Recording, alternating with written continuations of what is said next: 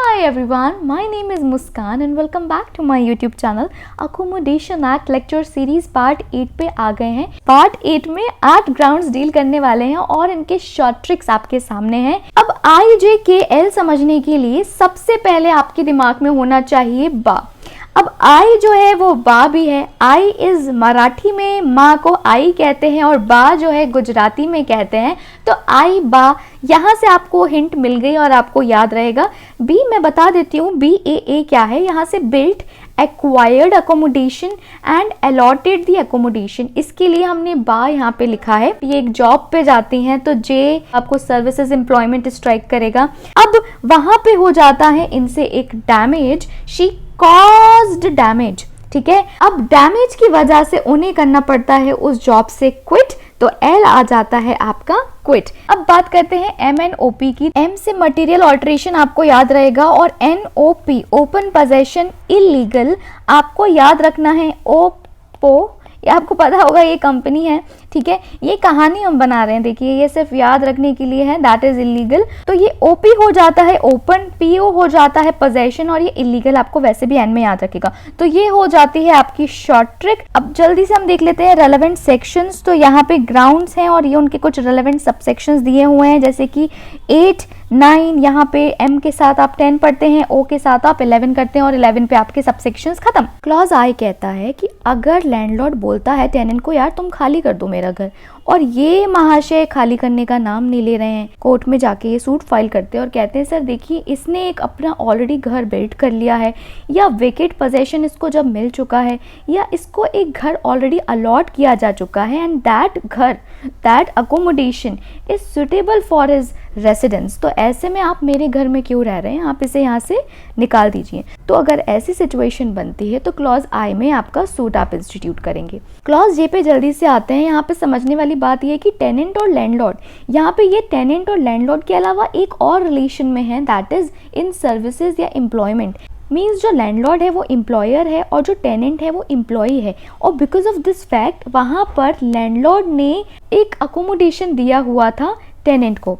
अब क्योंकि वो सर्विसेज में नहीं है तो वो कहता है कि अब लैंडलॉर्ड का कहना है कि अब टेनेंट आप उस घर को खाली कर दीजिए, बट अब टेनेंट नहीं करते हैं तो आप क्लॉज J में सूट इंस्टीट्यूट करेंगे। एक बात ध्यान रखना है, यहाँ पे इसको हम सबसेक्शन 8 के साथ पढ़ते हैं, 12 सबसेक्शन 8, जो कहता है कि अगर कोई डिस्प्यूट पेंडिंग है कि टेनेंट क्या वाकई में अब जॉब नहीं करता है या सर्विसेज में नहीं है लैंडलॉर्ड के, जब तक कि ये डिस्प्यूट डिसाइड नहीं हो जाती है कॉम्पिटेंट अथॉरिटी से, तब तक कि आप एविक्शन ऑर्डर नहीं देंगे। क्लॉज के बहुत छोटी सी बात बोलता है that the tenant has caused substantial damage, या फिर परमिट कर दिया है उसने कुछ ऐसी चीज जिसकी वजह से सब्सटेंशियल डैमेज हो जाता है, नुकसान हो जाता है अकोमोडेशन को। सबसेक्शन 9 के साथ इसको बस आपको पढ़ना है, जो कहता है एविक्शन ऑर्डर तब तक कि आप पास नहीं करेंगे if tenant within specified time, जो भी कोर्ट स्पेसिफाई करे उस टाइम के अंतर्गत टेनेंट क्या करता है, रिपेयर वर्क करा देता है, जो भी उसने डैमेज किया है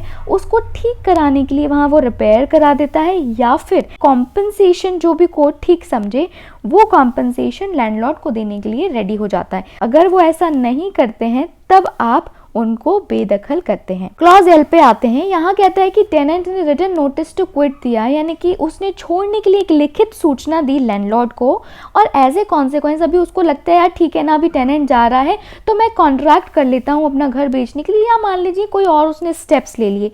अब ये जो टेनेंट है ये थोड़ा सा कंफ्यूज, इसने यहाँ तो रिटन नोटिस दे दिया, अब ये कह रहा है लैंडलॉर्ड से यार ठीक है मुझसे गलती हो गई, मुझे यहाँ रहने दीजिए, ठीक है, या कोई और रीजन दे रहा है। तो अब लैंडलॉर्ड का कहना यह है कि तुम भाई खाली कर दो, और ये अब खाली करने का नाम नहीं ले रहे हैं। ऐसे सिचुएशन में कोर्ट के पास आप सूट इंस्टीट्यूट करेंगे लैंडलॉर्ड क्लॉज L में, और कहेंगे कि इसने रिटन नोटिस टू क्विट दिया और मैंने उस वजह से ये स्टेप्स ले लिए, अब अगर मुझे पोजेशन नहीं दिया अकोमोडेशन का तो उसके रिजल्ट क्या होंगे, मुझे सीरियसली सफ़र करना पड़ेगा, मेरे इंटरेस्ट जो है वो बहुत बुरी तरीके से अफेक्ट होंगे, तो आप प्लीज़ मुझे पोजेशन दिला दीजिए। तो आप ऐसे में क्लॉज L में सूट इंस्टीट्यूट करना है। फिर आता है M। तो टेनेंट ने क्या किया है, without written permission of landlord, या तो खुद से या फिर परमिट कर दिया है किसी और को कोई ऐसा कंस्ट्रक्शन करने के लिए जिस कंस्ट्रक्शन से वो अकोमोडेशन मटीरियली ऑल्टर हो गया है,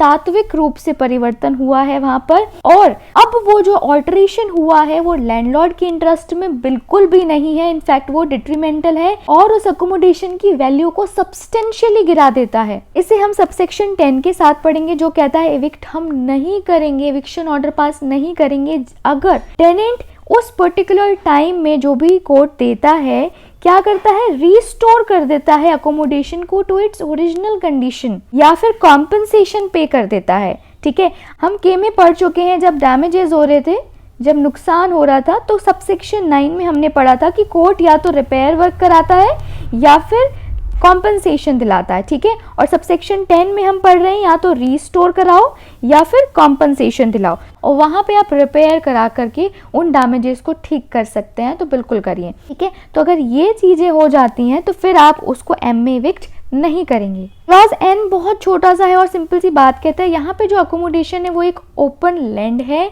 अब टेनेंट जो है उस ओपन लैंड को भी देने तैयार नहीं है और लैंडलॉर्ड को वो कहना है कि मुझे ये दे दीजिए क्योंकि मैं यहाँ एक घर कंस्ट्रक्ट करना चाहता हूँ, बट टेनेंट अगर ऐसे में नहीं देते हैं तो आप सूट इंस्टीट्यूट करते हैं क्लॉज एन में। क्लॉज ओ समझते हैं यहाँ पे क्या होता है, ये घर है, ठीक है, यहाँ के कुछ फ्रंट के कुछ जो रूम्स हैं ये टेनेंट को दिए हुए हैं, ठीक है, लेकिन पीछे का अभी भी लैंडलॉर्ड के पोजेशन में है और यहाँ लैंडलॉर्ड रहते तो नहीं है, बट ये एक गेट है और यहाँ पे लॉक लगा है। अब क्या होता है, टेनेंट ने कोई परमिशन नहीं ली है रिटन फॉर्म में लैंडलॉर्ड की, और ऐसे में ये लॉक तोड़ के पीछे के रूम में भी टेनेंट रहना शुरू कर देते हैं, पोजेशन ले लेते हैं। अब जब लैंडलॉर्ड को इसकी खबर लगती है तो लैंडलॉर्ड कहता है मैंने आपको फ्रंट का ये जो एरिया है ये टेनेंसी पे दिया है, आप ये वाला एक्वायर नहीं कर सकते हैं, ठीक है, पीछे के एरिया अभी भी मेरे पोजेशन में है। अब टेनेंट जो है रिटर्न नोटिस देने के बाद भी अगर खाली नहीं करते हैं तो ऐसे में आप क्लॉज ओ में सूट इंस्टीट्यूट करेंगे for the eviction of tenant. लेकिन इसमें आप आखिरी सबसेक्शन जो 12 का है दैट इज 11, वो आपको ध्यान रखना है कि ऑर्डर ऑफ इविक्शन तब तक नहीं दे सकते अगर टेनेंट जो स्पेसिफाइड टाइम में उसको बोला गया था कि तुम इसे खाली कर दो इस पोर्शन को, ठीक है, और साथ में कॉम्पनसेशन दे दो। अगर वो खाली भी कर देता है और कॉम्पनसेशन भी दे देता है इस बात के लिए, तब आप टेनेंट को इविक्ट नहीं करेंगे। क्लॉज पी ये कहता है कि अगर टेनेंट कन्विक्ट किया गया है किसी लॉ में किस ऑफेंस के लिए, फॉर यूजिंग द बिल्डिंग और allowing the building to be used for immoral या इलीगल पर्पसेस, अनैतिक या अवैध प्रयोजनों के लिए वो उस बिल्डिंग को यूज करता आ रहा था, इस पर्टिकुलर अपराध के लिए उसे कन्विक्ट कोर्ट ने कर दिया है। और अब जब टेनेंट कन्विक्ट हो चुका है तो लैंडलॉर्ड इसी बात पे आपत्ति जताते हुए टेनेंट को बोलेगा आप घर खाली कर दीजिए, और नहीं करने पर वो यहाँ पर क्लॉज पी में सूट इंस्टीट्यूट करा करके इससे खाली करवा सकता है। ठीक है, सो फाइनली हमारी लेक्चर सीरीज पार्ट 6, 7 एंड 8 में हमने ये 16 ग्राउंड्स कवर कर लिए हैं। इनके रेलेवेंट सबसेक्शंस एंड सेक्शंस आपको यहाँ मिल जाएंगे, और ये ऊपर भी कुछ सबसेक्शंस एंड सेक्शंस दिए हैं जो बहुत रेलेवेंट हैं, आप इन सभी को साथ में पढ़िएगा। And that's it for today. अगर आपको वीडियो पसंद आया तो do not forget to subscribe, ये करना याद रखिए बहुत इंपॉर्टेंट है, इसे ज़रूर कर दीजिएगा। And do not forget to like, comment and share.